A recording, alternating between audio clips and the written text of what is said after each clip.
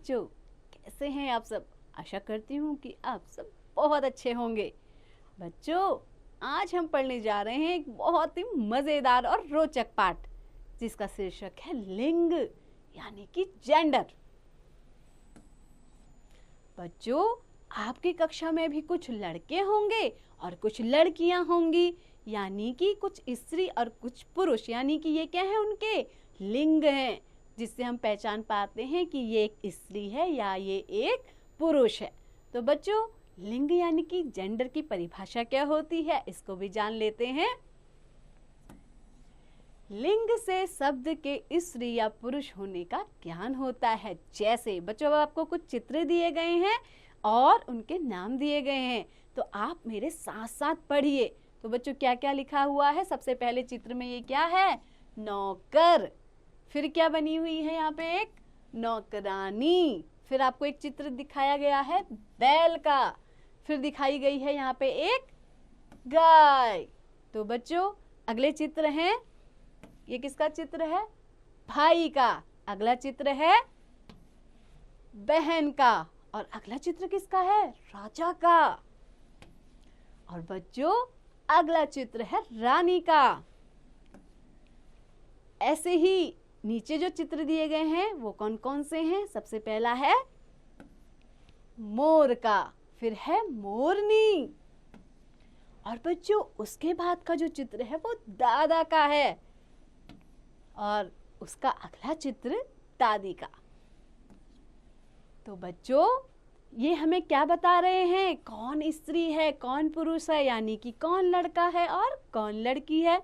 तो स्त्री पुरुष का ज्ञान कराने वाले शब्द ही लिंग कहलाते हैं, यानी कि जो हमें बताएं कि ये स्त्री है और ये पुरुष है, वो शब्द क्या है बच्चों? लिंग यानी कि जेंडर। लिंग दो प्रकार के होते हैं, स्त्रीलिंग तथा पुल्लिंग। तो बच्चों, आगे बढ़ते हैं। नर। नर बच्चों किसको बोलते हैं? पुरुष को, यानी कि नर या पुरुष का बोध कराने वाले शब्द को पुल्लिंग कहते हैं। बच्चों, बोध यानी कि ज्ञान कराने वाले, जो हमें बताते हैं कि ये पुरुष है, ये नर है, तो वो ऐसे शब्द क्या कहलाते हैं? पुल्लिंग कहलाते हैं। और साथ ही जो मादा स्त्री का बोध कराने वाले रूप को स्त्रीलिंग कहते हैं, यानी कि जो बताता है कि ये एक स्त्री है या फिर ये एक मादा है, तो शब्द के उस रूप को क्या कहते हैं बच्चों? स्त्रीलिंग। तो बच्चों, आपको बहुत सारे उदाहरण दिए गए हैं ये समझाने के लिए कि लिंग क्या होता है। तो देखिए बच्चों, चित्र भी दिया गया है, साथ साथ आपको बहुत सारे शब्द भी दिए गए हैं।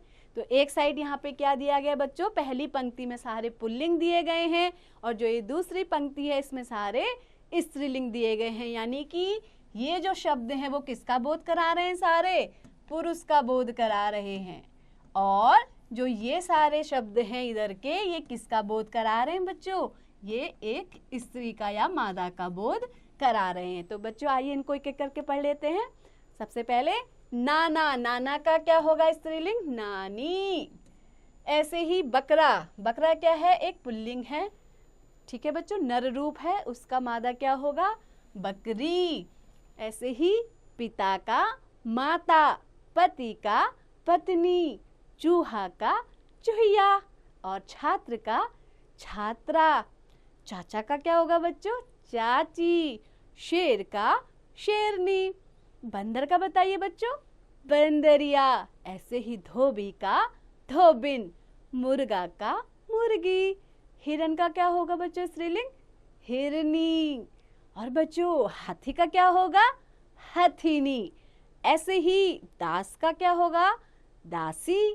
बैल क्या है बच्चों? एक पुल्लिंग है, इसका स्त्रीलिंग क्या होगा? गाय। ऐसे ही घोड़ा पुल्लिंग है, उसका स्त्रीलिंग क्या होगा? घोड़ी। ऐसे ही सेठ का सेठानी, देवता का देवी, माली का मालिन। बच्चों, छात्र का क्या होगा स्त्रीलिंग? छात्रा। सेवक का सेविका। लड़का का लड़की। अध्यापक का अध्यापिका। और बच्चों, गधा का स्त्रीलिंग बता सकते हो क्या? गधा का क्या होगा? गधी। हम कहते हैं ना ये तो गधा है, और लड़की के लिए क्या बोलते हैं, ये तो गधी है, बिल्कुल, है ना। ऐसे ही बेटा का बेटी। तो बच्चों आपको अच्छे से समझ में आ गया होगा कि जो शब्द हमें बता रहे हैं कि ये लड़का है, जैसे बेटा ये बता रहे हैं कि ये लड़का है, तो ये क्या होगा, पुल्लिंग। और बेटी ये क्या बता रही है कि ये क्या है, स्त्री है, यानी कि इसको हम क्या कहेंगे, स्त्रीलिंग। तो बच्चों आगे बढ़ते हैं। तो बच्चों देखिए हमने इस पाठ में क्या जाना, पुल्लिंग और स्त्रीलिंग के बारे में, यानी कि लिंग के दोनों भेदों के बारे में। तो आइए दोहराएं। तो एक बार इस पाठ का दोहराव कर लेते हैं कि हमने इस पाठ में क्या क्या सीखा। तो बच्चों सबसे पहले हमने क्या सीखा, लिंग से शब्द के स्त्री या पुरुष होने का ज्ञान होता है। वो लिंग ही है जो हमें बताता है कि ये स्त्री है या पुरुष। और हमने क्या सीखा, लिंग दो प्रकार के होते हैं। कौन कौन से, स्त्रीलिंग तथा पुल्लिंग।